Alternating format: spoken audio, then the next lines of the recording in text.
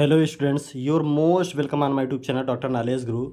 Today I am starting about the examination of the I multiple choice questions.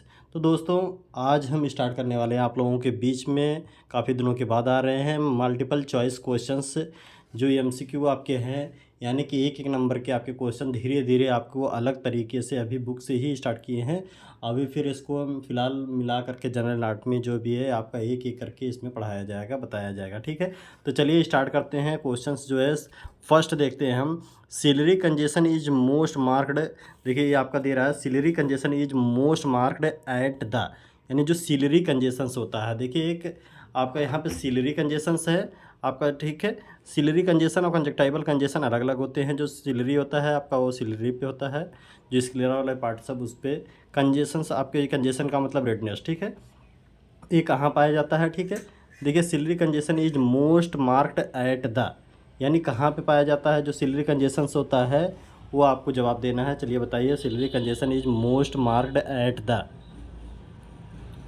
तो दोस्तों इसका जवाब होता है आपका डी, यानी कि आपका जो सही आंसर है आपका ये डी सही है। ठीक है, ये आपका कौन सा सही है? ये आपका डी सही है। इसमें जो आपका सही है वो डी वाला, यानी पहले का जो डी यानी कि लिम्बस आपका सही आंसर है। ठीक है, ये आपका सही आंसर है। चलिए दूसरा क्वेश्चन जो बोल रहा है उस पर देखते हैं। Superficial vascularisation of cornea has all the following feature accept.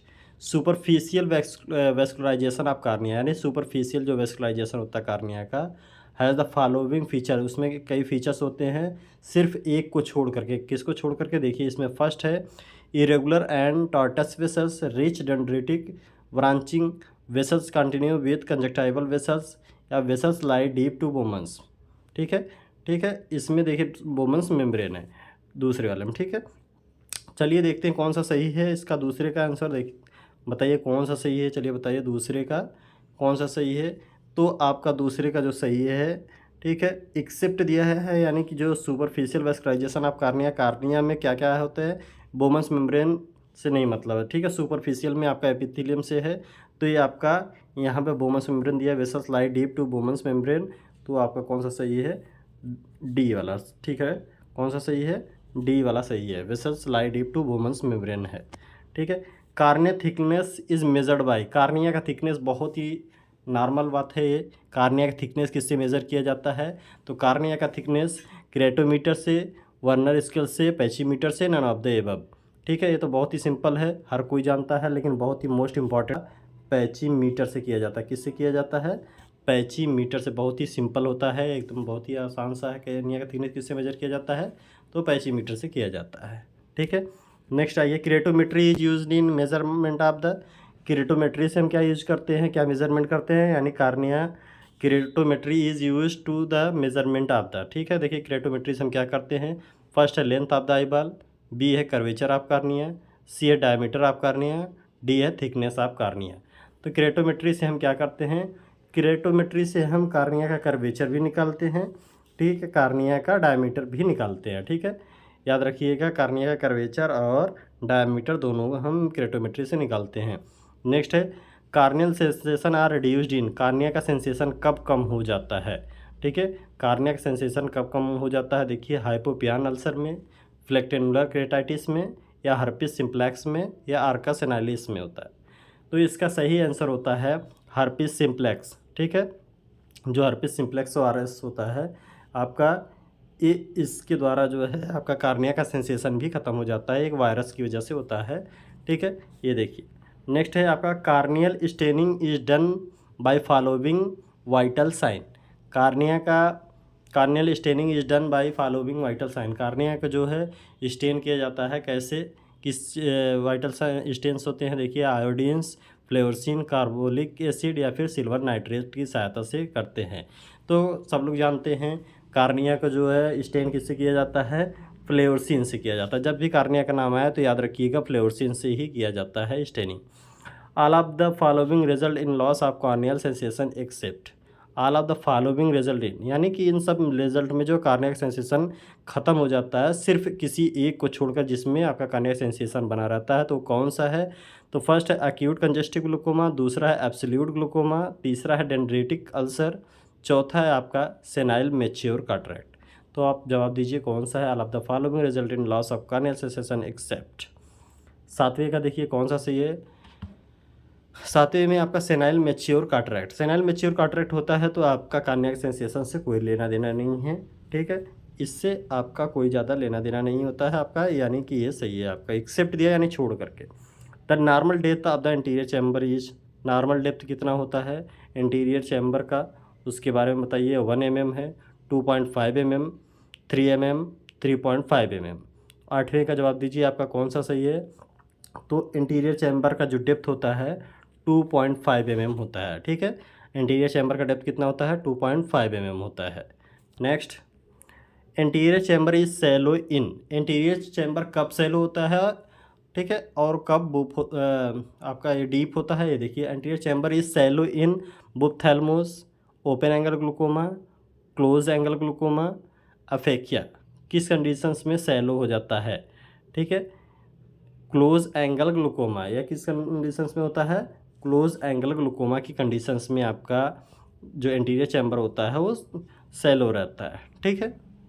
Open आपका डीप में रहता है।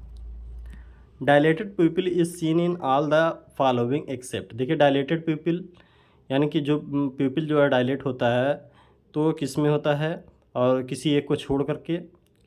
देखिए, पॉन्टीन पहला है, पॉन्टीन हेमरेज है, ऑप्टिक एट्रोफी है, एक्यूट ग्लूकोमा या फिर पेप्लाइटिस। 10वें का देखिए जवाब दीजिए आपका कौन सा सही है। Dilated प्यूपिल is seen in all of the following. Dilated प्यूपिल जो दिखाई देता है किसमें, और किसी एक को छोड़कर, पॉन्टीन हेमरेज या फिर किसमें है। 10वें का आपका ये किसमें है, पॉन्टीन हेमरेज, ठीक है। इस हेमरेज को छोड़ करके प्यूपिल जो बाकी में डायलेट रहता है, ठीक है।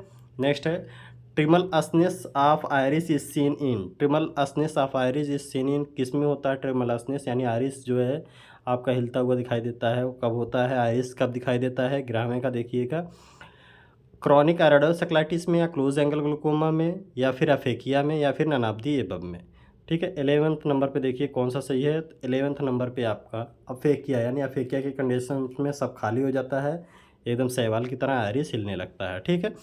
Pupil is pin point in. Pupil कहाँ पिन पॉइंट होता है, optic atrophy, absolute glaucoma, atropine, iritis, ठीक है। Pupil is pin point in यानी प्यूपिल जो पिन पॉइंट कहाँ होता है, कब कंडीशंस में होता है। देखिएगा, प्यूपिल जो पिन पॉइंट जो है आयराइटिस की कंडीशंस में होता है। कब होता है, आयराइटिस की कंडीशंस में होता है, ठीक है। नेक्स्ट देखिए आपका दे रहा है, white pupillary reflex is seen in. White pupillary reflex कब दिखाई देता है, रेटिनोब्लास्टोमा में, कंजेनाइटल कैटरैक्ट में, कंप्लीट रेटिनल डिटैचमेंट में, या ऑल ऑफ द एबव में। यानी वाइट पिपलरी रिफ्लेक्स जो दिखाई देता है वो किस कंडीशंस में दिखाई देता है, ऑल ऑफ द एबव की कंडीशंस में दिखाई देता है, ठीक है। सभी कंडीशंस में दिखाई देते हैं। 13th हो गया। नेक्स्ट आइए 14 पे आइए, 14वें नंबर पे आइए। In a frightened man the pupil सेल। In frightened man the pupil कैसा होता है, फ्राइटेन में कंडीशंस में डायलेट होता है, कंस्ट्रिक्ट होता है, रिमेन अनलेटेड होता है, first dilate and then constrict होता है। 14 नंबर पे देखिए, तो 14 नंबर में आपका जो है प्यूपिल कैसा हो जाता है, डायलेट हो जाता है, ठीक है। फ्राइटेन मैन में वो प्यूपिल डायलेट हो जाता है। नेक्स्ट है, in aphakia there is absence of following Purkinje Sanson image. यानी अफेकिया की कंडीशंस में absence of following Purkinje Sanson image. देखिए, अफेकिया की कंडीशंस में कौन सा जो है प्रुकेंजे सैमसन इमेज जो एब्सेंस हो जाता है, तो इसका 15 नंबर पे देखिए कौन सा एब्सेंस होता है। तो इसमें आपका डी है, 3rd एंड 4th, यानी कि लेंस वाला और विट्रियस का जो पार्ट्स होता है वो आपका प्रुकेंजे सैमसन इमेज जो है एब्सेंस हो जाता है अफेकिया की कंडीशंस में।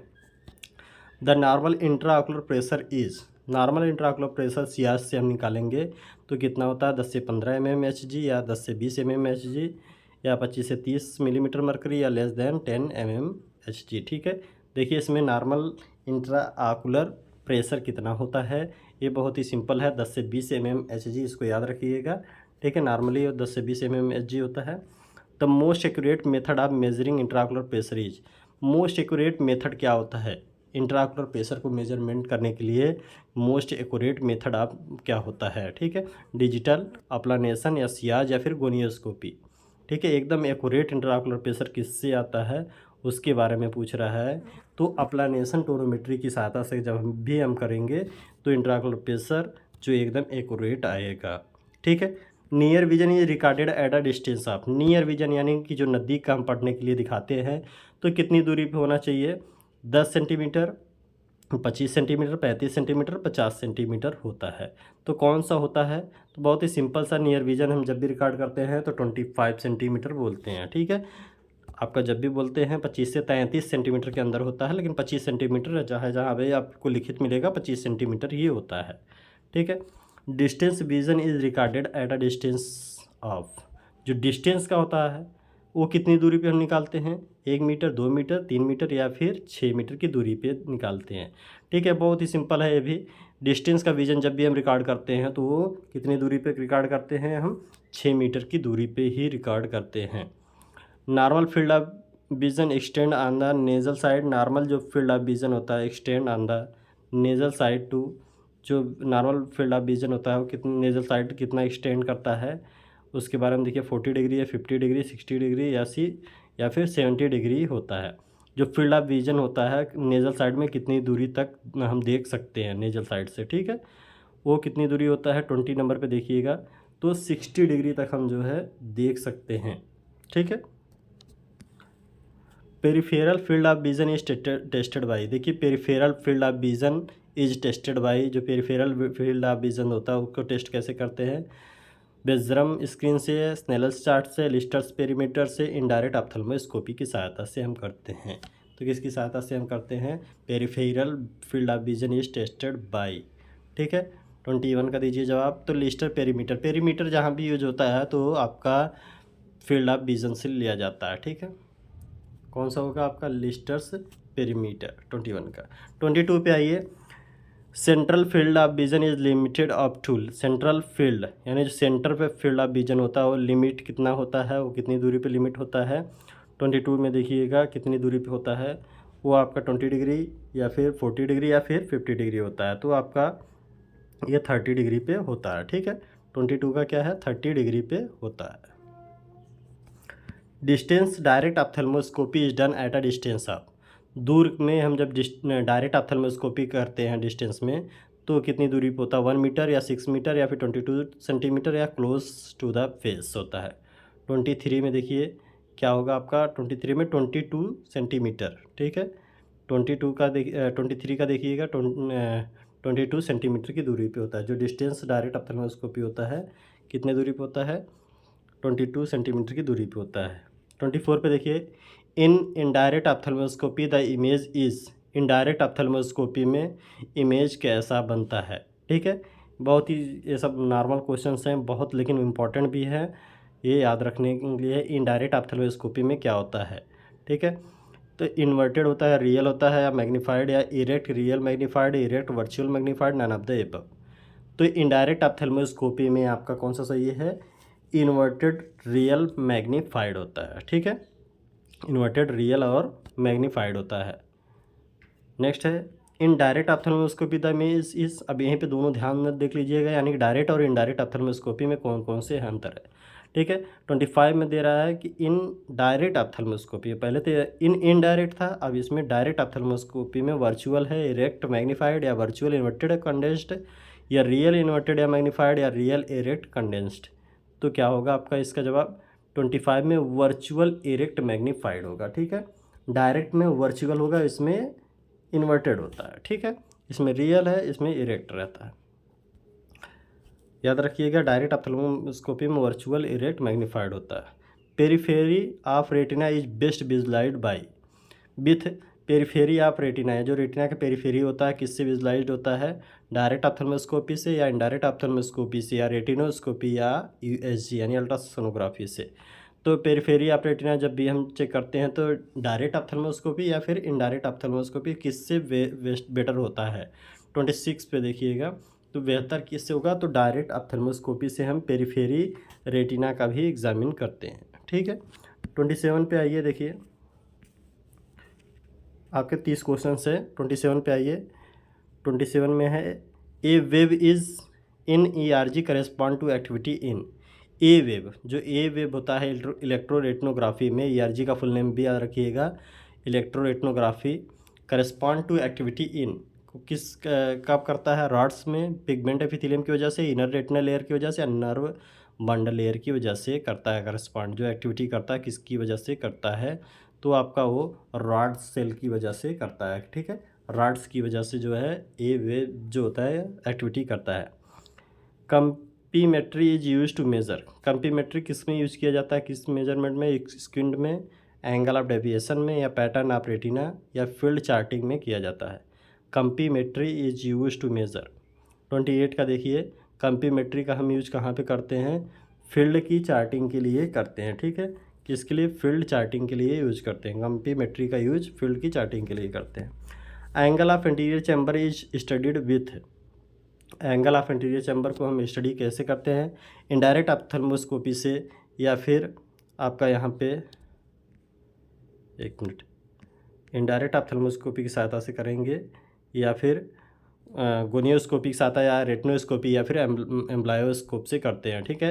ये बहुत ही सिंपल है। एंगल ऑफ जो एंटीरियर चैम्बर का जो एग्जामिन किया जाता है वो गोनियोस्कोपी की सहायता से किया जाता है, ठीक है। नेक्स्ट क्वेश्चन आपका देखिएगा, इसमें क्या बता रहा है आपका 30 नंबर पे देखिए, 30 नंबर पे, direct ophthalmoscopy magnification of image is comparison to indirect typed plus 13 diopter lens is times in emmetropes, ठीक है। डायरेक्ट ऑप्थेल्मोस्कोपी जो मैग्निफिकेशंस होता है इमेज का, इन कंपेरिजन जो इनडायरेक्ट टाइप में होते हैं 13 डायप्टर लेंस, वो कितने टाइम्स मतलब में होते हैं इमेट्रोप्स में, यानी कितना गुना में जो है इमेट्रोप्स पे आते हैं, ठीक है। 30 नंबर पे देखिएगा, तो इसका आंसर होगा आपका 3, ठीक है। ये आपके टोटल कंप्लीट 30 क्वेश्चन आज थे। आज का टॉपिक यहीं पे ख़त्म करते हैं। डेली आपके लिए लेके आएंगे 25 से 30 क्वेश्चन डेली आपके पास आएगा। अभी तो बुक से हमने एक हिसाब से दिया है, लेकिन अभी इसके बाद जो है हम एक एक करके जो है सभी क्वेश्चंस को मिक्स करके, या फिर बढ़िया बढ़िया क्वेश्चन जो भी बहुत ही नॉर्मली क्वेश्चंस होते हैं, मोस्ट इंपॉर्टेंट क्वेश्चंस हैं, वो सब आपके बीच में लेकर के आएंगे। चलिए डेली आप लोगों को अपडेट मिलता रहेगा 8 बजे, रात को 8 बजे ही आपको प्रीमियर होगा, यानी आपको लाइव आ जाना है 8 बजे, आपको सब कुछ दिखाई देने लगेगा, चलने लगेगा वीडियो, ठीक है। चलते मिलते हैं अगले दिन न्यू वीडियो के साथ। Thank you.